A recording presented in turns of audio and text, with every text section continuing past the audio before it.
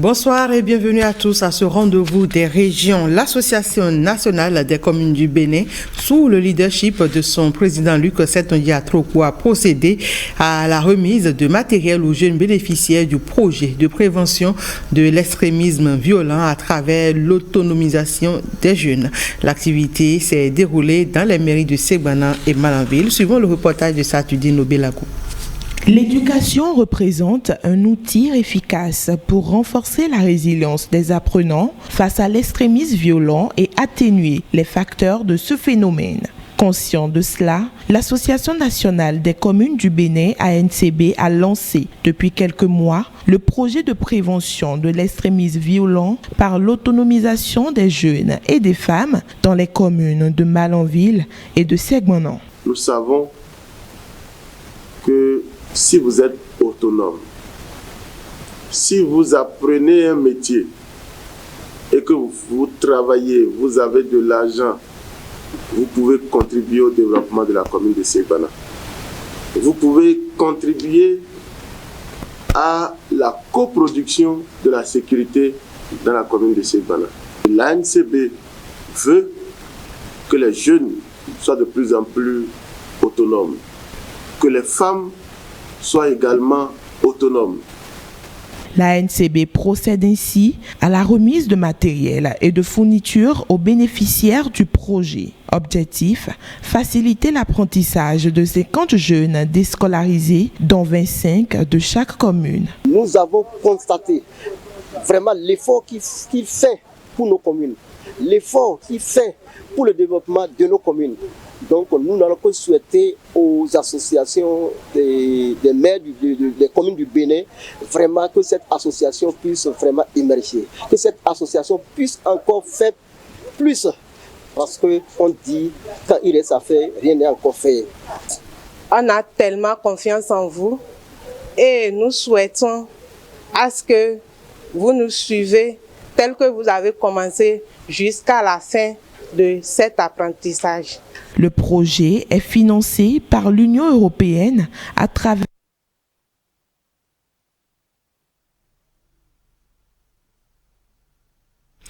Un petit souci à la fin de ce reportage, toutes nos excuses. La Fondation UBA, soucieuse du développement de l'intellect des jeunes, a initié un concours national de dissertation à l'endroit des élèves du second cycle. Ce concours vise à découvrir et à primer les meilleurs en dissertation. Il est annoncé donc par les dirigeants de la Fondation le jeudi dernier. Esther Messiga et Alexis Sebouemon pour plus de précisions. Cette initiative de la banque UBA est un concours national de dissertation qui vise à développer et à promouvoir l'amour de la lecture chez les jeunes. Aujourd'hui, face aux réseaux sociaux et face à tout ce qu'on sait de digital, on a tendance à abandonner la lecture, la littérature, les livres. Le concours national de dissertation, cela permet à une cible bien précise, qui sont les lycéens, de s'affronter. Les candidats vont concourir autour du thème « Une heure de lecture est le souverain remède contre les dégoûts de la vie ».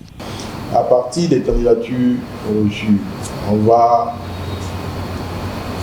tirer 12 meilleures copies. Les 12 meilleures copies seront ceux qui vont participer à la finale. Donc, c'est ouvert pour tout le monde. On aura la clôture des candidatures, donc le 28 janvier 2024. Le 10 février, il y aura la proposition finale. Ce n'est pas la dernière édition, c'est la toute première et chaque année, elle fera partie du portefeuille d'initiative de la Fondation UBA au Bénin. Par ce concours, la banque veut également soutenir la réalisation des ODD dans l'égalité d'accès à l'éducation. Les candidatures seront reçues à partir du site internet de la banque ubabenin.com.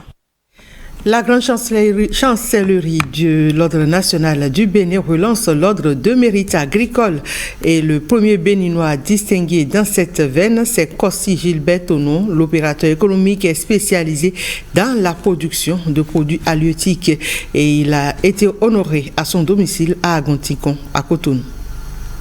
La SPCH Tonneau et Fils mène entre autres activités la production et la commercialisation d'alevins et de poissons, la formation en pisciculture, l'accompagnement à la gestion et à la construction de fermes piscicoles et de recherche. Ce faisant, Corsi Gilbert Tonneau, le promoteur, contribue au renouveau agricole du Bénin. Vous avez marqué votre engagement par des actions de développement qui ont contribué de manière significative à l'atteinte des objectifs d'un grand département ministériel dans ces domaines de prédilection. C'est donc en raison de ces mérites que l'État a décidé de vous nommer dans l'ordre du mérite agricole en guise de témoignage de sa reconnaissance spécifique. Recevez au nom du président de la République, grand maître de l'ordre et en mon nom propre, nos vives et chaleureuses félicitations. Le récipiendaire est né à Covey vers 1945. Situé à Ouedo, dans la commune d'Abomey-Calavi, la ferme piscicole Tonneau et Fils a comme capacité de production 450 tonnes de poissons marchands par an, 2 millions d'alevins de tilapia par mois, 250 000 alevins de silure, poissons chat par mois. Chers collaborateurs, merci pour votre soutien sans faille, votre confiance et votre disponibilité. Désormais chevalier de l'ordre de mérite agricole, le récipiendaire était déjà commandeur de l'ordre national du Bénin grâce notamment à PEB, son autre société réputée en production de mousse plastique et élastomère. Un nouveau livre dans les rayons des bibliothèques et librairies du Bénin pour vaincre Mammon. Quel regard chrétien sur les questions d'argent de nos jours. C'est le titre de l'ouvrage. Son auteur, Daniel Bancolé, est pasteur de l'église protestante méthodiste du Bénin.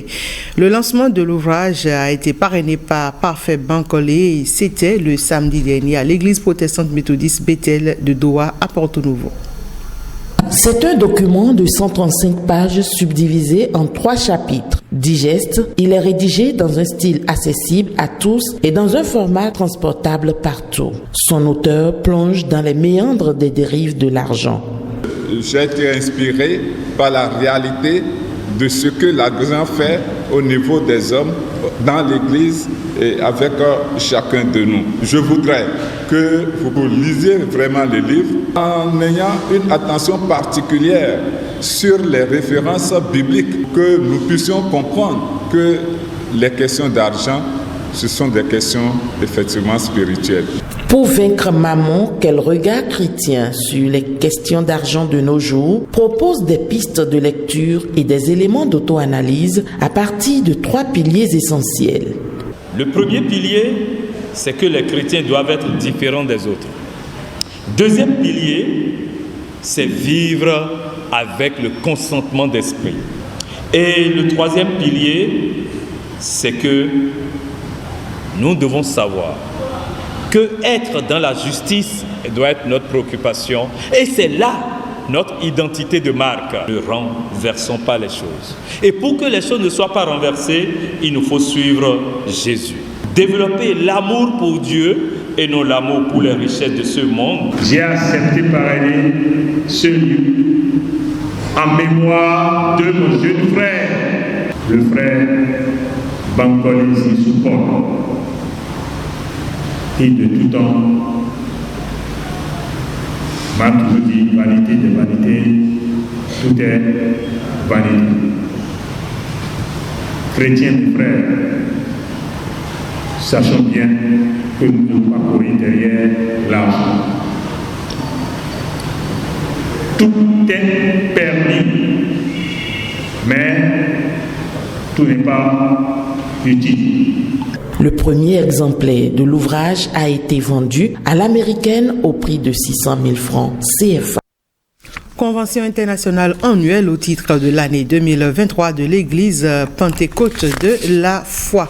Les fidèles venus d'horizons divers se sont retrouvés à Clécamin dans le Koufo pour s'abreuver de la parole de Dieu et surtout renouveler leur foi, occasion choisie pour également ordonner de nouveaux hommes de Dieu. Eva Zoumaou, Samia Tchabimane pour le reportage.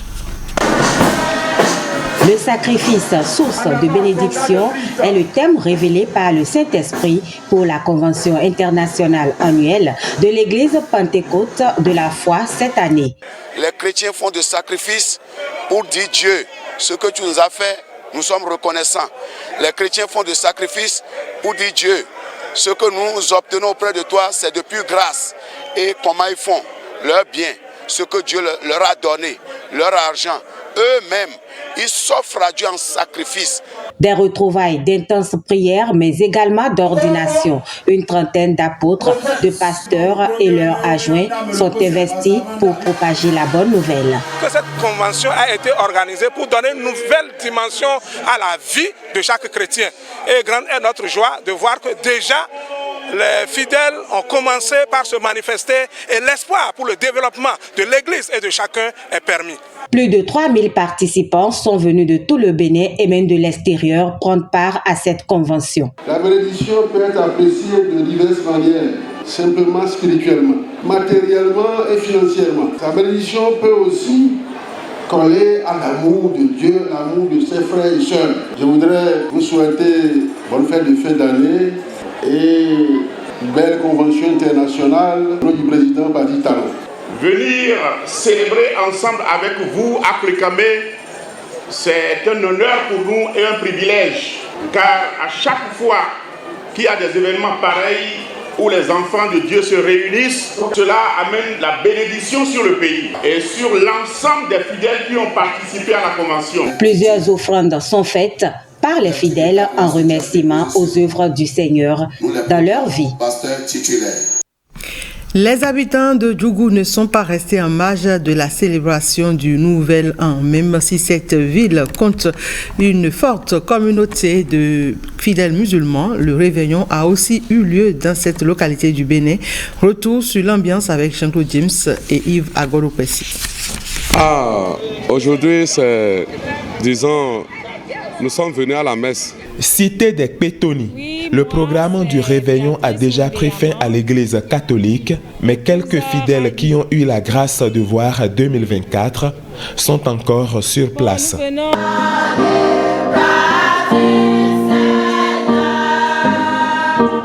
Non loin de cette maison du Seigneur, les chrétiens évangéliques sont en pleine adoration. Un temps de communion avec le Créateur pour se préparer à accueillir la nouvelle année. Dans d'autres assemblées, l'heure est à l'exhortation et au témoignage. Les bienfaits de Dieu sont racontés pour montrer sa fidélité.